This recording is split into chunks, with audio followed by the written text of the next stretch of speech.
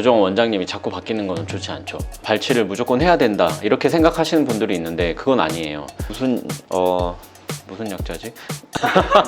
만약 비발치를 진행하고 싶다 이러면 진짜 최대한 빨리 오시는 거예요. 그렇죠. 최대한 빨리. 원장님, 제가 저번에 올리신 유튜브를 봤는데 교정을 주제로 하셨잖아요. 네. 댓글들도 제가 많이 봤는데 궁금하실 것 같은 것도 뽑아왔거든요. 아, 좋은데? 그러면 오늘 교정에 관련해가지고 교정 Q&A 시간을 한번 가져보면 좋을 것 같아요. 기존에 이제 아마 교정 장치를 다 하고 계실 텐데 이걸 어떻게 다른 치과에서 이어받을 수 있나 이런 고민이 있으실 거예요. 대부분은 교정 장치를 떼고 교정 장치를 다시 까는 것부터 시작하는 경우가 많아요. 왜냐하면 보통 그런 치과에서는 교정 장치를 잘못 붙여놨거든. 그래서 그렇게 하는 경우가 있고 아니면 다 떼고 투명 교정 장치를 하면은 더 쉽게 교정을 다시 이어나갈 수 있죠. 다시 시작해야 돼요. 어쨌든 처음부터요? 처음부터. 왜냐면 계획을 다시 세워야 되거든. 교정은 계획 세우는 게 제일 중요해요. 제일 처음에 진단 검사를 하고 이 사람은 내가 치아를 어느 정도 이동시켜서 이런 얼굴 모양을 만들어야겠다. 이걸 정밀 검사라고 하는데 그 과정이 제일 중요한데 기존에 다른 선장이 계획을 세워놓은 거지 어느 항로를 세워놓은 거죠. 근데 그게 선장이 바뀌었으니까 항로를 다시 잡아야죠. 어느 정도 한계는 있겠지만 반드시 좋아질 수 있어요.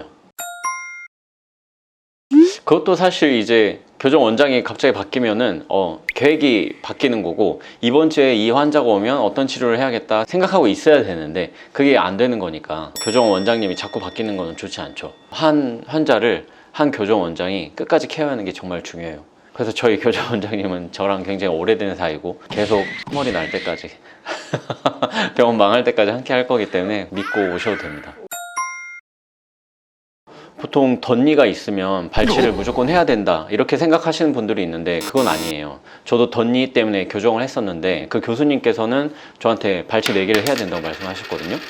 근데 제가 생각해도 발치 4개는 너무 아까운 것 같아가지고 차마 거기서 교정을 안 하고 동네에 다른 교정치과를 갔었어요. 그 교정치과 가서 다시 검진을 받아봤더니 발치 없이도 한번 해볼 수 있을 것 같다. 그래서 발치 없이 지금 교정을 했고 지금 굉장히 완벽한 교합을 가지고 있거든요. 근데 대부분 뼈부터 해서 입이 돌출되어 있는 경우가 있어. 그런 경우에는 발치를 해야 되는 경우가 많죠. 왜냐면 좀 집어 넣어야 되니까. 그리고 주걱턱이 있는 경우에도 발치를 해야 되는 경우가 있어요. 그런데 모든 케이스를 이렇게 정답처럼 정해놓을 수는 없고 제일 중요한 정밀 검사를 해봐야 발치 여부를 판단할 수 있어요. 스스로는 절대 판단할 수 없습니다. 발치는 보통 치아 2개 중에 하나를 없애는 거예요. 소구치라고 있어요. 작은 어금니를 소구치라고 하는데 사람 소구치가 총 8개가 있거든요. 앞니를 좀 더 많이 뒤로 집어넣어야 된다 그러면은 앞에서부터 시작했을 때 4번째에 있는 소구치를 각각 발치를 해요. 그리고 집어넣는 거지. 뒤에서부터 치아를 당기는 게 더 낫겠다 그러면은 5번째 소구치를 발치해요. 그리고 뒤에서 당기는 거지. 보통 4번째 아니면 5번째 치아를 발치합니다. 아무 치아나 발치하지 않아요. 절대 큰 어금니 발치 안 하고 송곳니 발치 안 하죠. 그 사이에 있는 작은 어금니를 발치하게 되면 발치하는 거예요. 근데 이거는 치과 의사의 그 계획에 따라서 전략에 따라서 바뀌는 거죠. 어느 치아를 발치할지는. 치열이 이렇게 오밀조밀 모여있다가 펴지면서 이 입술이 살짝 말려 들어가서 입술이 얇아진다고 느끼시는 분들도 있을 것 같아요. 교정한다고 무조건 입술이 얇아지는 건 아니고 그동안에 너무 이렇게 들어가 있던 분들이 살짝 뻗쳐지면서 입술이 당겨지면서 얇아진다는 느낌은 받으실 수 있을 것 같아요. 근데 그럴 경우에도 해결하는 방법은 있죠. 어떻게 해결해요? 구강전 정수를 하면 되죠. 전정이 깊어서 그런 거예요. 구강전정이 조금 이렇게 수술하면은 두꺼워질 수 있습니다. 치아가 약해지는 건 절대 아니고 그거는 정말 잘못된 루머고요. 충치가 잘 생길 수는 있어요. 브라켓 교정을 하면 치아 위에다가 브라켓이라는 네모난 걸 붙이잖아요. 그럼 그 주변으로 양치가 잘 안 되면서 충치가 많이 생겨요. 이런 부분들이 좀 걱정되면 투명 교정, 인비절라인 같은 거 활용하시면 됩니다. 하루에 24시간이잖아요. 20시간을 껴줘야 돼요. 그러니까 주무실 때도 끼는 거고 식사할 때만 빼놓는다. 커피 마실 때 잠깐 빼놓고 이 정도입니다. 괜찮은데 밥 먹을 때가 제일 불편하다고 하더라고요. 보통 주변에서. 맞아. 그래서 오히려 인비절라인 하면 식사 같은 것들은 더 자연스럽게 할 수 있죠. 대신에 무슨 문제가 생기냐, 이거를 식사할 때 빼놓잖아. 그냥 식당에다 두고 와버려요. 다시 만들면서 기간이 늘어나니까 그게 문제인 거죠.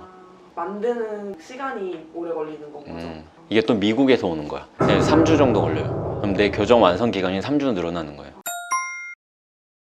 그렇진 않아요. 덧니 하나밖에 없었는데도 3년 반 걸렸어요. 그런데도 불구하고 지금 굉장히 건강하게 잇몸 질환도 없이 잘 살고 있거든요. 기간이 빠를수록 좋다, 오래 가면 안 좋다 이런 건 아닌 것 같아.